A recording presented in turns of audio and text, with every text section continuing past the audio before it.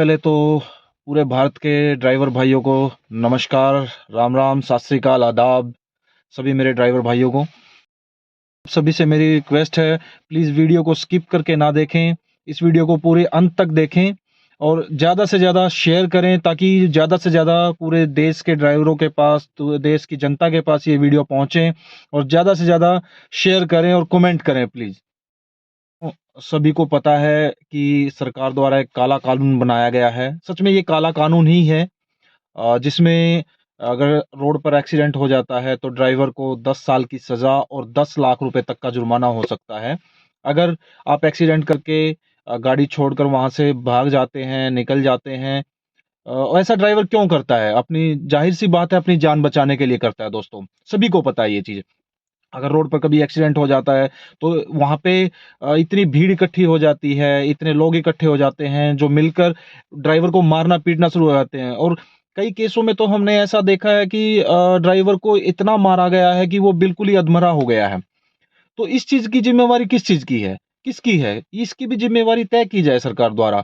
अगर ड्राइवर के द्वारा एक्सीडेंट होता है और भीड़ उसको मारती है, तो उन पे भी सेम अप्लाई किया जाए, सेम कानून लागू किया जाए कि उनको भी 10 साल की सज़ा होगी और 10 लाख रुपए का जुर्माना होगा। तो ड्राइवर अपनी जान बचाने के लिए वहाँ से भागता है और ऐसे भी बहुत सारे केस हैं कि ड्राइवर ने एक्सीडेंट होने के बाद सीधा ही थाने में जाके सरेंडर कर दिया है। तो ये एक तरह से सरासर बिल्कुल काला कानून है दोस्तों। देखिए दोस्तों, कोई भी जानबूझकर एक्सीडेंट करना नहीं चाहता। ये अनफॉर्च्यूनेट होता है, कभी भी स्वाभाविक है, रोड पर चलते हैं तो कभी ऐसा भी हो जाता है कि एक्सीडेंट हो गया। पर कोई भी ड्राइवर जानबूझकर एक्सीडेंट नहीं करता है। और होता क्या है कि हमारे जो देश में एक मानसिकता बनी हुई है, एक ट्रेंड सेट बना हुआ है कि हमेशा गलती बड़ी गाड़ी की होती है। गलती भले ही किसी की भी हो, छोटी गाड़ी की भी हो सकती है, बड़ी की भी हो सकती है। ये नहीं कहूँगा कि बड़ी गाड़ी वालों की गलती नहीं होती है, पर 99.99 केसेज़ में ये माना जाता है कि गलती बड़ी गाड़ी वाले की है। तो हमारे देश में एक ट्रेंड सेट बन गया है कि हमेशा गलती बड़ी गाड़ी वाला ही करेगा, गलती उसी की थी। तो अगर सच में अगर ऐसा कुछ हो भी जाता है तो ड्राइवर, अब सरकार चाहती है कि वो भागे ना, उसको हॉस्पिटल लेके जाए या उसको थाने लेके जाए, जो भी नेसेसरी है।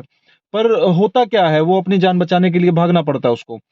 अगर उसको श्योरिटी है कि भीड़ उसको नहीं मारेगी, कोई लोग उसको कुछ नहीं कहेंगे, तो कोई भी ड्राइवर भागेगा नहीं।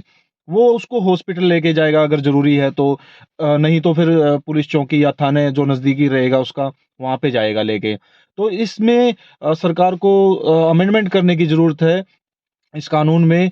उन्होंने मतलब एक तरीके से ये पूरा का पूरा सिर्फ़ एक ड्राइवर पे ही थोप दिया है कि भैया अगर ऐसा करोगे, और एक कानून के अंदर ये भी बताया गया है, अगर आप उसको हॉस्पिटल लेके जाते हैं, मरीज़ को जो भी है, उसको हॉस्पिटल लेके जाते भी हैं या थाने भी रिपोर्ट करते हैं, उसके बाद भी आपके कुछ चांसेज़ हैं कि आपको कुछ छूट मिल सकती है, लेकिन आपकी सज़ा पक्की है।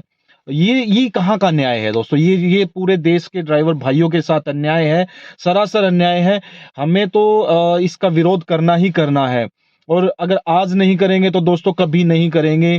पूरे देश से वीडियो आ रही हैं, आपने भी सोशल मीडिया पे देखा होगा, वीडियोज़ की भरमार आई हुई है।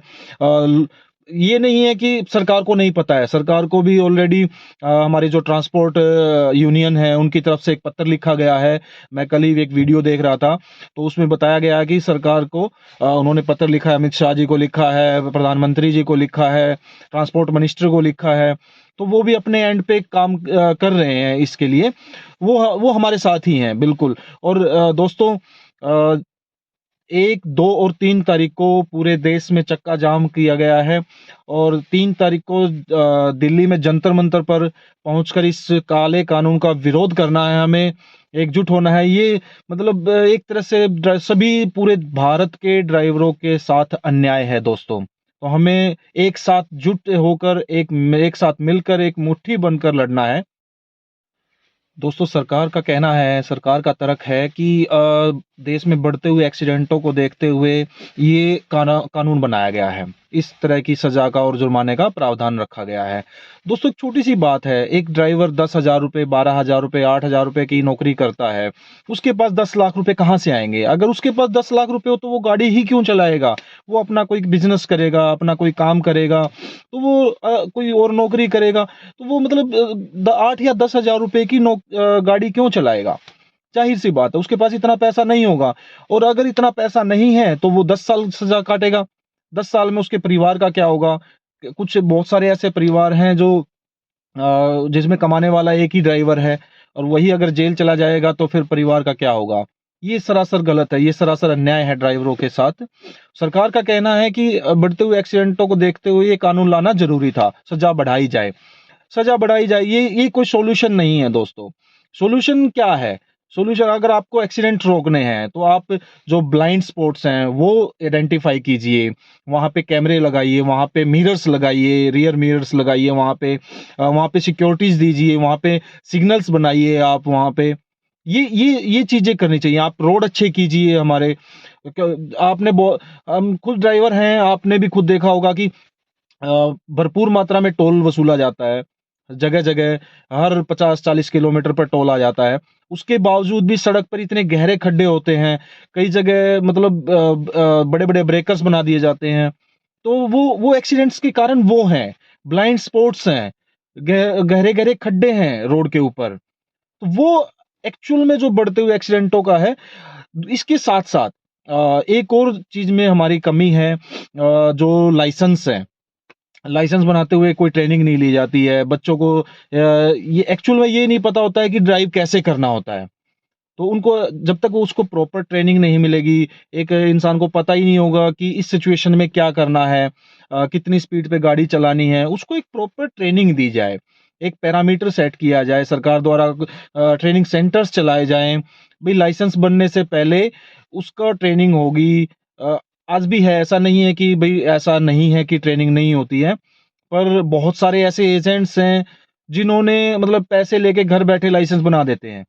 तो वो उस चीज़ के लिए सरकार को काम करना चाहिए, ना कि एक ड्राइवर के सर पे एक ठीकरा उठा के फोड़ दिया कि भैया अगर एक्सीडेंट हो गया तो तुम्हें 10 साल की सज़ा होगी, 10 लाख रुपए जुर्माना भरना ही भरना पड़ेगा, चाहे गलती आपकी है, चाहे नहीं है। और आपको सबको इस बारे में पता है कि इन्वेस्टिगेशन का सत्र क्या है हमारे इंडिया में। अगर कोई एक्सीडेंट हो भी जाता है, तो समय पे या तो पुलिस पहुँचती नहीं है और अगर पहुँचती भी है, तो इन्वेस्टिगेशन होती नहीं है। ये सिर्फ़ भ्रष्टाचार को बढ़ावा देगा, इसके अलावा और कुछ नहीं होगा। ड्राइवर के साथ अन्याय है। दोस्तों हम सबको मिलकर इसका विरोध करना ही करना है।